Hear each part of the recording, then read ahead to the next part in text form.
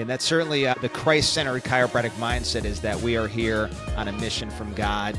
We're on the great commission and here to bring what we do to the world. So love it, man. Hey, and welcome. We've got a great Christ-centered chiropractic interview today with Dr. AJ Pacis. Dr. AJ, tell us where you're from. You're from a, unique to us U.S. people, part of the world. Yeah, so I'm in Canada. Everyone knows Toronto, but I'm actually in a suburb just west of it, so not too far. But it's called Mississauga, Ontario. Mississauga. Yeah. I'm really excited about this particular conversation I was sharing with you before. There are several things that are extremely unique that you guys are pulling off there. It's just been fun to work with you. You got a beautiful young family. You're, this rising star in chiropractic. And I always feel like everybody has something to say, right? I mean, I could pull somebody off the street and do an interview and they'd feel like they have something to say to change the world. But you're actually making things happen that, again, are very unique. And the reason I think this is a particularly important conversation, that where it could almost be the most popular one we've ever had, is everyone wants to have a good associate relationship. Yeah. I saw a number not too long ago that said less than 2% of associates ever work out. And yet you guys have come together as a team and are making some pretty remarkable things happen, including, just share real quick, you had a registration for a webinar recently that was pretty enormous. What was that number?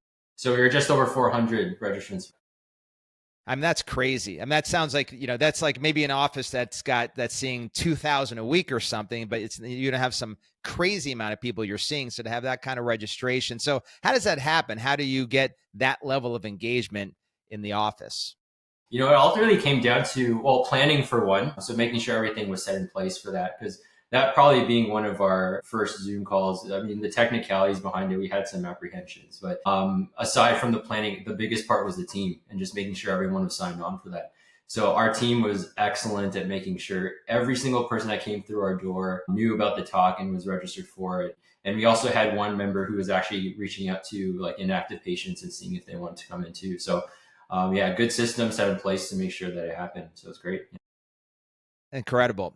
So you came in as an associate, and we began to work with you. I really love when at C3 we get a chance to work with an associate who sort of like goes in and infiltrates the camp of the existing clinic to transform it. It's a very Christian way of doing things, to infiltrate the camp and expand the kingdom. And that's kind of what you did there. And the practice has just really blossomed and blown up. And so how has that happened? Because that usually doesn't work that way. Generally, the doctor hires an associate, just doesn't work out. Yeah. In this case, the associate comes in. You work for a great doctor. It was a good office, but you've come in and really, again, the thing has exponentially grown. What do you think has been some of the tricks, secrets, why that's been happening? Yeah, I'm sure there are a few things. I mean, for one, it's a pretty unique situation, I would say, because my relationship with him has grown over time. I mean, he's actually now the godfather to my son. So wow. Just to show you how we've built that relationship. But it's crazy to think. I mean, starting off, I was just an associate. I never knew him beforehand. And then we were able to build on that relationship. So like we do stuff together. We hang out and stuff like that outside of the office. So not saying that every doc and associate has to do that, but that's really at least propelled our relationship in and out of the office. But I think one of the biggest things was transparency, right? At the very beginning, I remember during my interview, he was very open about his vision for the office. So just laying that all out and then saying that he wanted someone that was coachable, that can just grow within the office itself, right? So just from the get-go, I knew that this was a place that I could grow. But he's given me a lot of autonomy. So, I mean, coaching with you guys teach me all these new things that was never implemented in the office before. But he is so open to just implementing whatever will work and whatever will make the office great, right? So it's not a person who's just stubborn, set in their ways. This is how you got to do it. This is how you're going to practice in my office. He's given me so much room to impart to the culture, and it's been great. Yeah, so I mean, that's first and foremost some things to learn from his leadership. That's fantastic. Leadership there in, first of all, casting the vision appropriately to an associate, giving the associate the ability to flourish there and showing you a vision. Because now I know you've worked into, there's a partnership, which is also fantastic for you, but a great way for a leader, somebody who's the owner of the office, to bring in an associate and have it actually work out and have a future.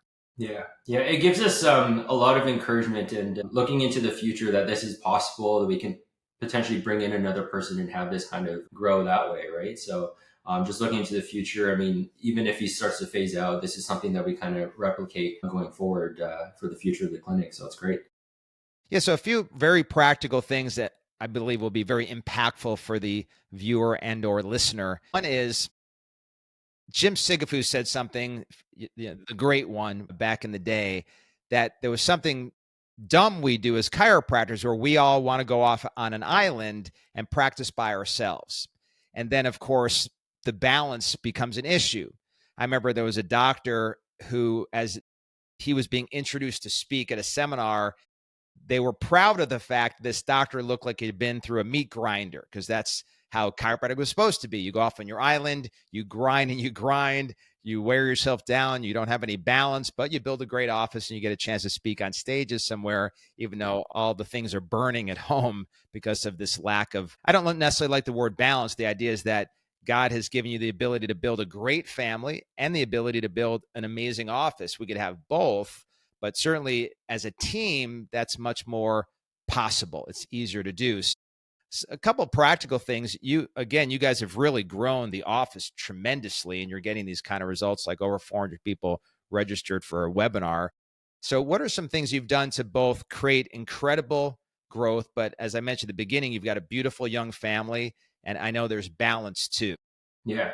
So, I mean, the good thing about our relationship is it's more of like a mentorship too, right? So, I mean, I've seen how his family has grown as he's been able to do this. So he's kind of just imparting that into me as well. So he always tells me basically how he was able to manage both practice and family life. So I've kind of taken that on and tried to implement the same things, right? But yeah, I mean, just the confidence of the office and our team allows me to have time with my family, right? And not have to worry so much about what's going on in the practice, right? Because I know even if I'm going to go on vacation for a week with my family, I don't have to worry so much about the practice because I know the team and the other doc has it taken care of, right? So that's been super helpful for our freedom for sure. Yeah, you've said a couple of times that you had some things you learned at C3, went implemented it. Obviously, once again, the practice has been explosive. What are a couple of things you've done that you've seen make the biggest impact?